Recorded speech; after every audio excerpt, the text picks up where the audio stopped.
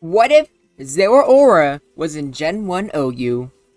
I typically don't do a lot of Gen 7 Pokemon on this show, and that's because of one reason in particular. They end up having horrible Gen 1 movesets. The reason for this is because, at least when I do the video the first time, I prefer to use their movesets from their original generation. Which means some Pokemon, like those in Sun and Moon, tend to suffer. Because a lot of very easily replenishable moves, or moves that are just everywhere in RBY, these Pokemon just don't have. The ones I'm talking about in particular are Body Slam and Hyper Beam. Those are just kind of fundamental if you want to have a good moveset in RBY. And so many Pokemon don't have them. So things like Golisopod and many other examples just, they struggle. Zeraora is kinda suffering, but also not. It's honestly suffering a little bit. It doesn't have the moveset that it wants to have. But compared to other Pokemon, this is very usable. Really, really good. Which I think is honestly makes sense. I mean, it's a pure electric type with insane stats across the board. At 143, you're faster than Electrode. So you are the fastest Pokemon in the tier. 88 defense, 75 defense, and 80 special defense are honestly really solid defense stats in this generation. Maybe like that HP with like that defense is a little frail in modern times, but in RBY it is honestly pretty solid.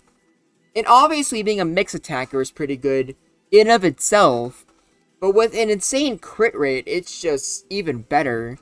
This thing has, I believe, over a 25% chance to crit, which, yeah, at that with Plasma Fist, and it's just crazy. Now, Plasma Fist does not turn electric moves into normal, which, in RBY, that actually could have been a big deal. Against, let's say, any exploding Pokemon, for example. If you were to turn that into an electric move and resist it, not only resist it, but turn it into special, so that your half in defense doesn't matter, that honestly could have potential to be really good. But no, it stays normal.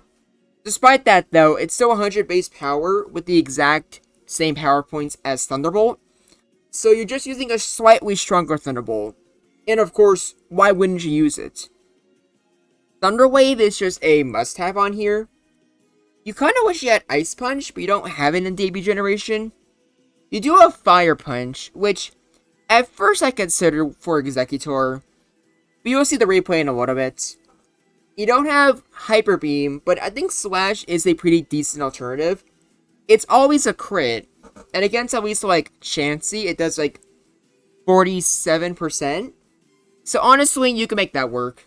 You can hurt a lot of things with that. And there's not really too much that you care about anyways. Most things you'd rather hit with Plasma Fist. The only exclusions would be the ground types, which you have the next move we'll talk about, or Slash.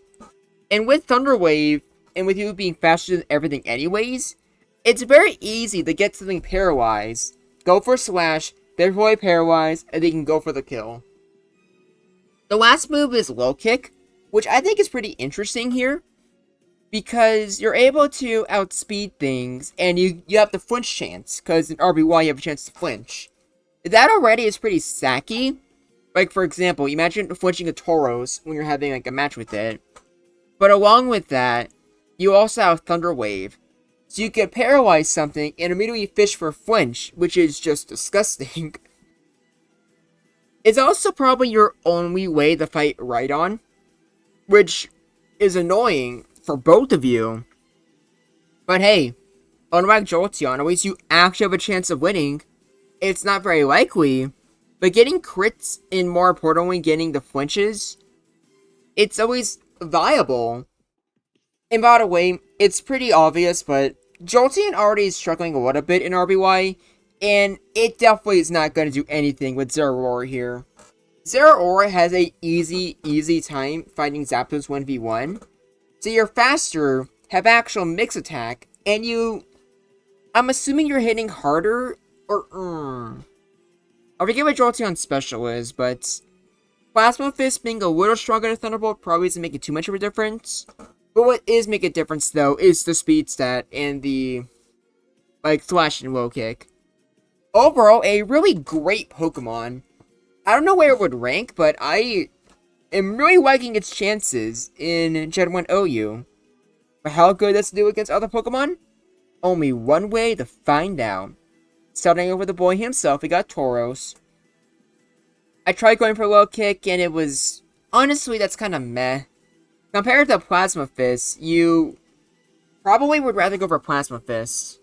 Or in actuality, you're probably better at paralyzing Tauros first.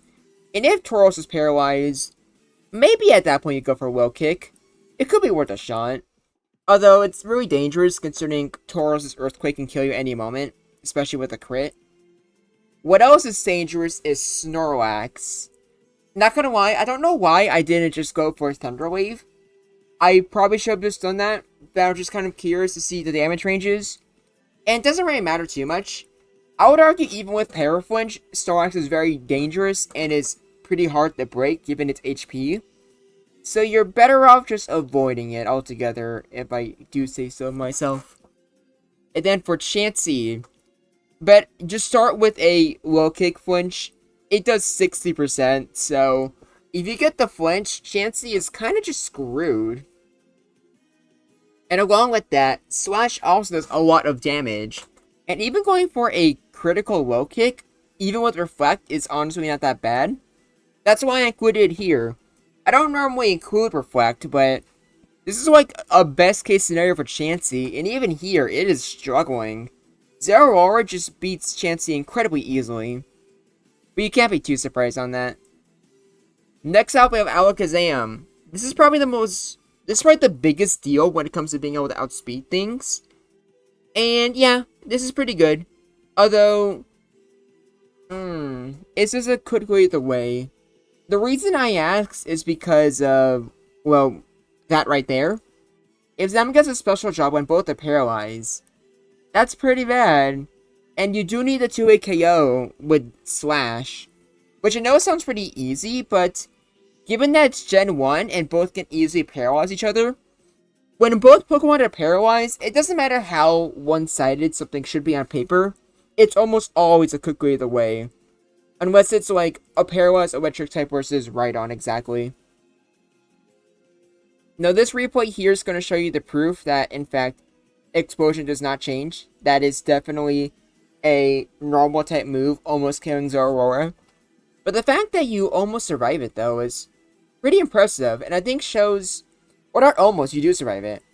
Yeah, but the fact that you do survive it, I think shows just how bulky this thing is for RBY standards. And there was Fire Punch. As you can see, 27% versus, like... what is it, 31%? You're definitely better off just going for Slash. Paralyze it, go for Slash. That's probably your win con against Eggy. But outside of that, it's a could go either way. Both hit each other, and both double way to kill each other immediately, but that's about it. And technically, Zeraora doesn't have an immediate way to kill Gengar either. But the fact that it can paralyze Gengar in of itself just inherently gives it the better matchup. Since Gengar hates being paralyzed. And obviously a 1 in 4 chance to get a crit just makes it even easier for you. Another easy victory. I don't know what that was. That was weird. But, here we go. Sorry about that. But here we have Rhydon. And for this replay here, Zeraora got a little lucky with crits. Or not crits, I mean flinch. But even then, it's still not great. But also, unlike Jolteon, you have, like, actual physical bulk. So, there you go. Like, honestly, this match could have gone a different way. If Zeraora got at least one more crit, 2 would have guaranteed it. But with at least, like, one more crit, it actually could have won. I'm not going to be foolish and put this thing at could go either way, but... yeah, it's better than most electric types, I would say. And now we got Starmie. And to be honest, since you're so fast and have such a good crit rate, it probably is just better to go straight for the kill. And even if Starmie goes to recover, you're probably winning anyways. So Starmie just really has no business to stay here. And it would be a fool to actually stay in and try to paralyze Zeraora. Second to last is Victory Bell. And this one is just a standard, could go either way. Both can paralyze each other. And due to that grass typing, Victory Bell is pretty lucky that it can actually, you know, take on Zeraora and not be scared of Plasma Fists. It means both can 3KO each other. And it's completely reliant on paralysis luck at that point. And for this one, Victory Bell got luckier, so it ended up winning. Good for the plant, I guess. Last but not least, we got Zapdos. You're faster, and a smart Zapdos player probably goes for agility immediately. But even then, it doesn't always go for your favor. It's still paralysis in Gen 1, so you just don't move. You get 2-hit KO'd by Plasma Fist, but that very easily becomes a 3-hit KO. Or 2-hit KO, sorry. I cannot talk right now, I apologize for that. But either way, you get the point. You can see the replay. And this is why I just play the replays while talking. Even if what I'm saying doesn't make sense, you can look at the screen in front of you and you can probably get a good idea about how the match goes. Zapdos lost very easily, despite the fact that it got Zeraora paralyzed. There we go. I'm glad you don't need me to talk and stuff like that. But if you like hearing me talk, here's the tier list. And overall, it's really good. Really, really good. And I know I just did 2, like, mythicals in a row, but I do not know what my next video is going to be. Most likely, the next 2 will be my Patreon videos.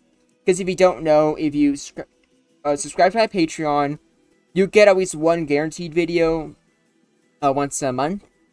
And I haven't asked them what they wanted yet, so be on the lookout. Whatever they ask, it's almost always interesting. But until next time, this is Groundback, and I look forward to hearing from you.